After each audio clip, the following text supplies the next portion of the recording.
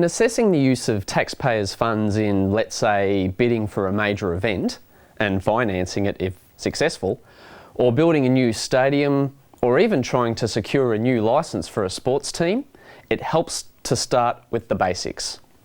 Public sector subsidies, in any sector, not just sport, involve both pros and cons. This is where the tool of cost-benefit analysis becomes handy.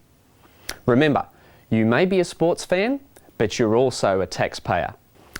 As for the benefits of having a team, event or facilities, let's say the latter, without public facilities for professional sport, privately built facilities will develop if, and only if, team owners expect profits. That is, if net expenditure by fans on tickets, and if you recall clip number 3, complementarities, exceeds the cost of building and maintenance. And the pressure to maximise profit helps keep expenditures in check here.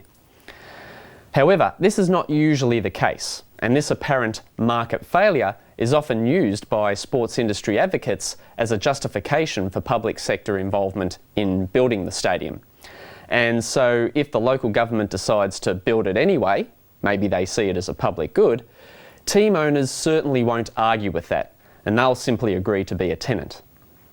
Is a stadium a worthwhile investment for a city? Well, the city's revenue is sourced mostly from the rent paid by tenants, that is, the teams. That could be a percentage of gross or flat fee, plus maybe a share of revenue from complementarities. Though evidence from professional sports in North America is that teams invariably receive highly favourable lease agreements, and in many cases no rent or token rent, say $1 is paid, but it's often linked to attendance. Usually it's less than 10% of ticket sales.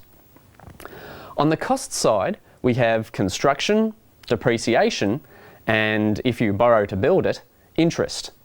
Also, think of opportunity cost. What else could have been done with those funds to improve other public facilities that, even if not as popular electorally, might have produced better social outcomes, such as roads, schools, hospitals? If profit is not possible, that doesn't necessarily mean that the government shouldn't use your taxes to build it.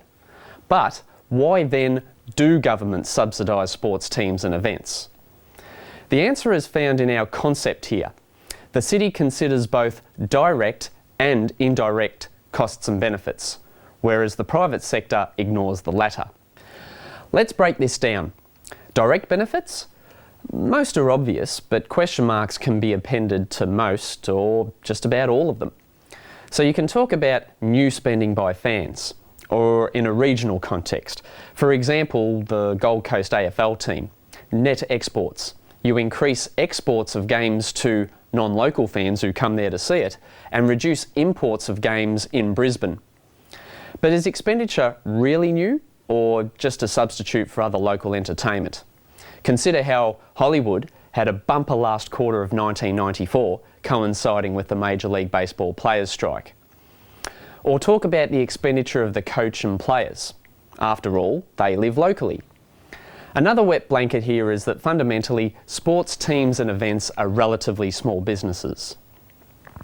Now, indirect, what the city also considers, costs and benefits on third parties, alternatively known as negative and positive externalities. Negative, things like congestion, noise and crime. But even then, it might be socially optimal to merely reduce the number of games, not eliminate them totally.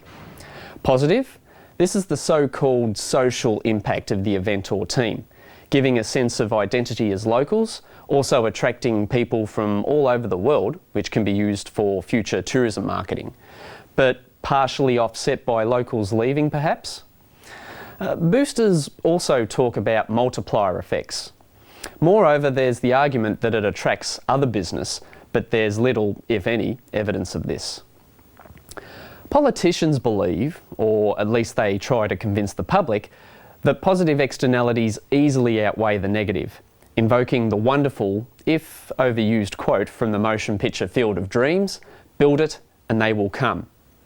Nevertheless, on balance, the general consensus of sports economists is that governments tend to overspend on sports. But to properly discuss the political considerations would require a whole other series of videos. Anyway, the final whistle has been blown on this video series, so we'll leave our coverage there. I hope you have enjoyed this take on some of the sports industry's greatest mysteries, and that you've learnt a bit of economics along the way too. In the meanwhile, think economically. It may just help you win. I'm Liam Lenten. Farewell for now.